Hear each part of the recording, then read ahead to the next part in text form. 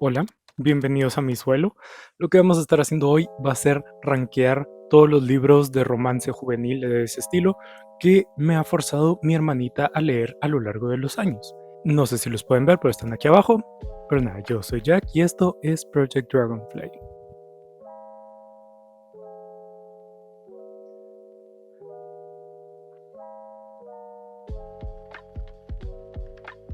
Pero bueno, entonces, ¿cómo lo vamos a estar haciendo? Tengo 9 libros ordenados alfabéticamente y los voy a ir rankeando entre los mejores, puestos aquí arribita, pasando por los buenos, pero no tanto, los promedio y los malos aquí abajito. Es decir, como S, A, B, F.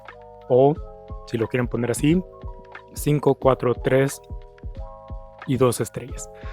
Pero bueno, claro, claro. Si les parece interesante esta idea y quieren ver más, pues suscríbanse al canal. No sé cuándo más voy a hacer algo de esto, pero cuando se me ocurra, pues puedo volver a hacer otra tier list o otra ranking, lo que sea.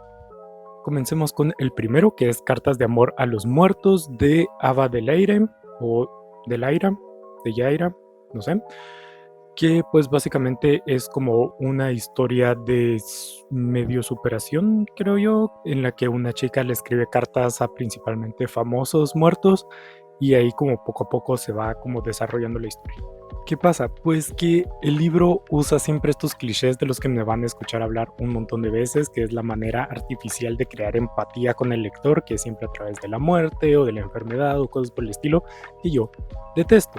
Entonces eso para mí le baja muchos puntos. Sí es cierto que encuentro loable el hecho de que sean cartas, o sea, me parece interesante el tema de pues, escribir una carta, ¿verdad? El simbolismo que conlleva como escoger qué personaje recibe en una carta.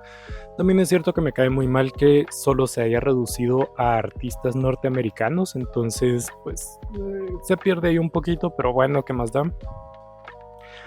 Y en general pues sí es cierto que termina siendo también un poco como, no sé, que las cartas se terminan quedando estancadas, siento yo, en algunos puntos, entonces por eso dejémoslo ahí. Siguiente, A 2 metros de ti, de Rachel Lippincott, junto con Mickey Dougherty y Tobias Giaconis. Este pues creo que todo el mundo lo conocemos por la película o por el libro, que es un romance entre dos jóvenes con alguna enfermedad respiratoria en la que no pueden estar más cerca de 2 metros porque si no se pueden contagiar enfermedades que los van a matar. Otra vez es que detesto que sean enfermos, porque es como, ¿por qué tengo que empatizar con ellos solo porque están enfermos? O sea, obviamente lo voy a hacer y eso es lo que me parece triste. Es algo simplemente apelar a las emociones más básicas de mostrando, jaja, vean, los niños que se van a morir. Es como, güey, por favor. Entonces eso como siempre me cae muy mal. Sí es cierto que le sube puntos el hecho de que pues al final de cuentas sí que me pareció bastante bonito, sí lo terminé disfrutando, se entiende también bastante o se explora hasta cierto punto el aspecto de como la enfermedad no únicamente como fisiológica, sino que también con aspectos sociales, ¿verdad? Cosas o problemas sociales que derivan de una enfermedad, lo cual me pareció bonito, pero sí es cierto que simplemente me cuesta porque también es tan inverosímil, o no, no sé si inverosímil, pero se siente como tan ilógico que que los personajes actúan como actúen, poniendo sus vidas en riesgo, y obviamente el final que es bien cliché. Pero bueno, obviamente aclarar que mi hermana no me forzó a leer nada, todos estos libros yo se los pedí voluntariamente para leerlos, solo era por el chiste del video. Siguiente, Violet y Finch de Jennifer Niven. Esta también es bastante conocida porque tiene una película y esas cosas, y es básicamente este romance que se desarrolla entre dos jóvenes de la secundaria con medio problemas de identidad o de encontrar su identidad, están creciendo obviamente, en la que pues se juntan para un proyecto de la escuela y terminan ahí desarrollando un romance y superando traumas y todo este tipo de cosas. ¿Qué pasa con Violet y Finch? Otra vez el cliché de la hermana muerta. Otra vez. Y como digo, eso va a ser en casi todos los libros porque no sé por qué estos escritores no usan más la cabeza. Y eso es una crítica mía a todo este género porque es que siempre está pasando y eso lo detesto tanto porque es una forma tan barata de hacer las cosas. Pero bueno, ¿qué me parece el caso de Violet y Finch? Pues que hasta cierto punto exploran como las cosas un poquito más a profundidad, siento yo. Es como no son solo aspectos superficiales, sino que se llega como a problemas reales de la juventud, esos problemas típicos de esa edad. Ese tipo de cosas me parece que van bastante profundos. Y es cierto que también se usan como pequeños simbolismos que en general no suelen abundar los simbolismos y las metáforas en este tipo de libros. En este caso sí, que sí es cierto que lo malo es que no se explica al final, que es a lo que se refiere, pero me parece que está bastante bien usado. Aparte, tiene, considero yo, un flujo bastante interesante. No es solo como que crece un problema y todo cae y de ahí se recuperan y se terminan amando, como pasa en otros varios libros, sino que este tiene un flujo más natural, siento yo, de seres humanos, y no solo de seres humanos, sino de seres humanos rotos, ¿verdad? Dolientes, adolescentes que carecen. El siguiente, mi lectura más reciente de todos estos, porque decir que unos de estos los estoy reseñando y no los leí hace como 3-4 años, pero bueno. El más reciente, Rojo, Blanco y Sangre Azul, de Casey McKeeston. Ya saben, un romance entre el hijo de la presidenta de los Estados Unidos y el príncipe de Inglaterra. ¿Qué me parece? Primero que nada, no usan nada de los clichés que ya mencioné, que detesto. Segundo que nada, me parece bastante interesante la forma en la que se aproxima McKeeston a el tema de la política.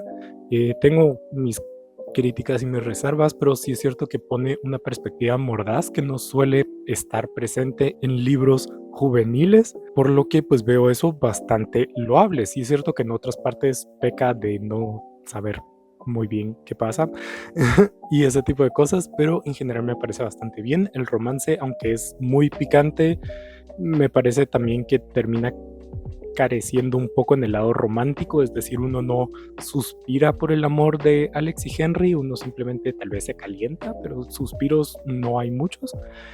Entonces, pues eso es algo que me dejó un poquito, pero sí es cierto que encontré bastante interés en las otras cosas, ¿verdad? O sea, los personajes están bastante bien construidos, excepto Alex.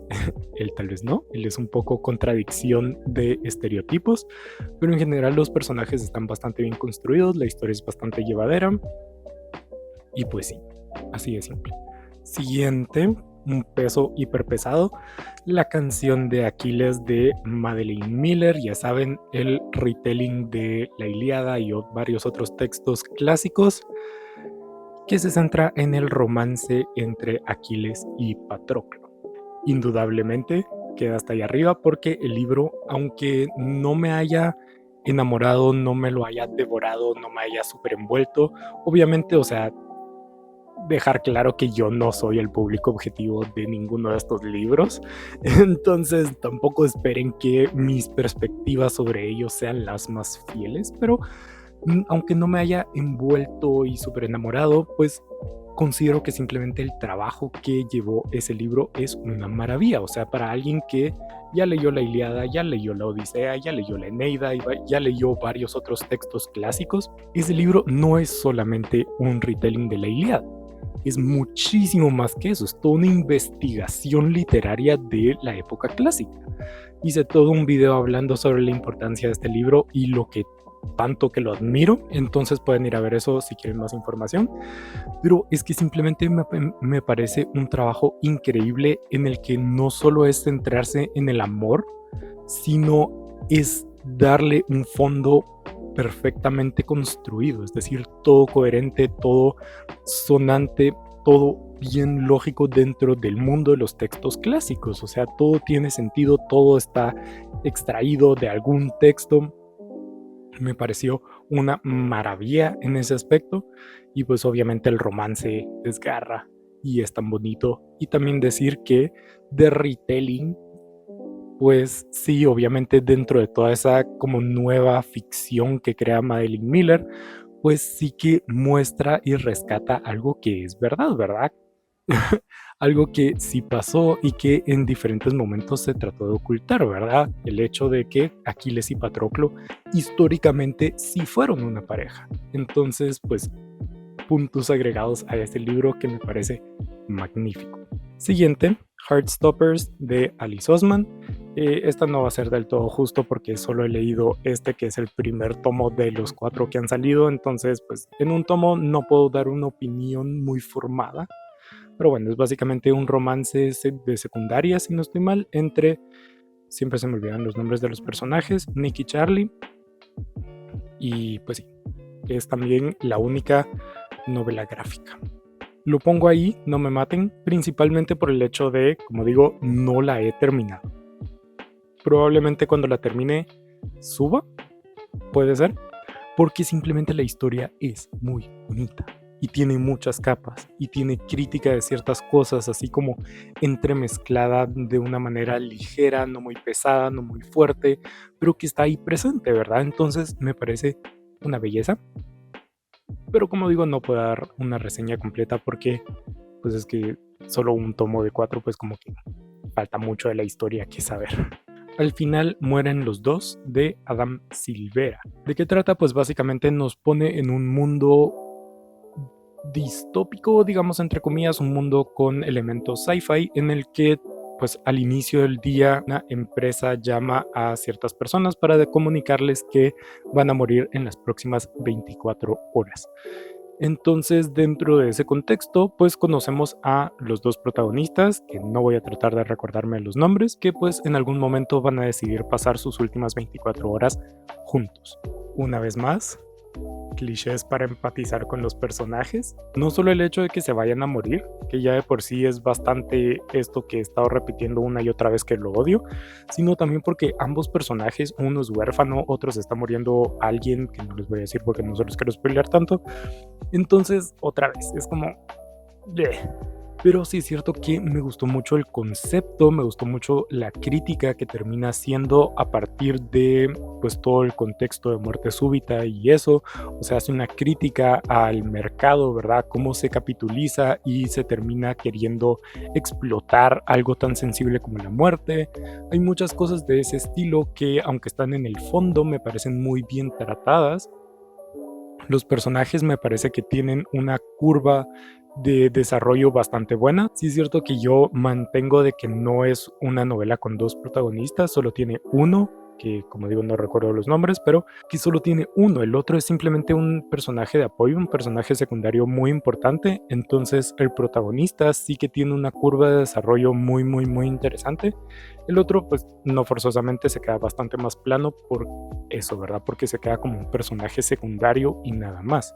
Otro de mis problemas con el libro y por qué no lo pongo más arriba es no solo por el cliché, sino también porque muchas de las reflexiones que termina dando se quedan solo en motivación de Pinterest, motivación de Instagram, así tus típicas mensajes de vive la vida para no arrepentirte de nada, cosa que yo veo bastante vacío, porque si quiero eso no me voy a un libro, sino que simplemente, como digo, abro Pinterest y busco esas frases y ya, o sea, no, poco más que eso. Pero pues como digo, entre todo y todo hay cosas en el libro que me gustan mucho. Casi Imposible de Nicole Williams. Este libro es de un romance de verano, si no estoy mal, y poco más. Espero que se vea, pero está ahí abajito. Odio ese libro, lo detesto, no me gusta, para nada, cero. ¿Qué tiene?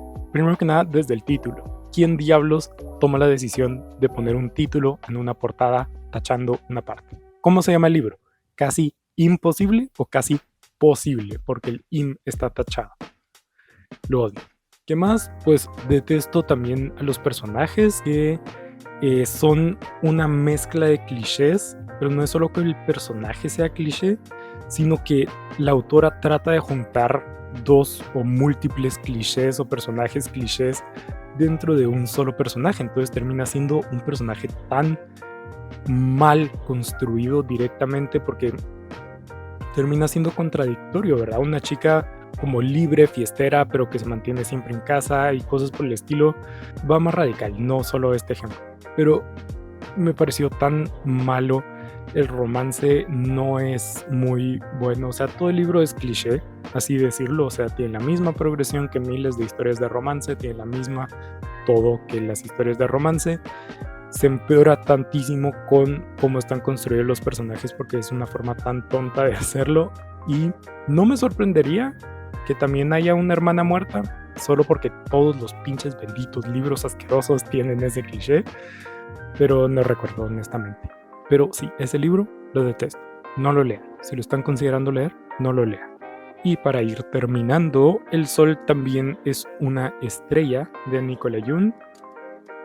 Si no estoy mal, es la historia de una joven hija de migrantes caribeños, no recuerdo ahorita precisamente de dónde, con un chico de Nueva York. O sea, todo pasa en Nueva York.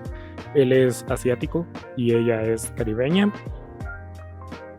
Sí, no sé. Tiene cosas loables este libro, o sea, tiene cosas que me gustan bastante, y es como narra la historia, porque vamos saltando de personajes, cosa que es bastante común en todos estos libros. O sea, pasa también, si no estoy mal, en este y también en este, de que vamos cambiando de punto de vista entre las dos partes del romance. Pero no se queda solo ahí, sino que también hay pequeños capitulitos narrados por terceros, ¿verdad? Por personas que no precisamente están dentro del romance, pero que de una forma u otra como intervienen en la vida de estos dos personajes. Eso me pareció muy bien porque pinta como una escena un poco más amplia, no quedándonos solo tan reducidos a dos personajes. ¿Qué pasa? Pues que no recuerdo nada más del libro. Entonces eso para mí solo significa que fue promedio. Entonces, pues sí, no tengo muchísimo más que decir. Recuerdo ese detalle que me gustó bastante.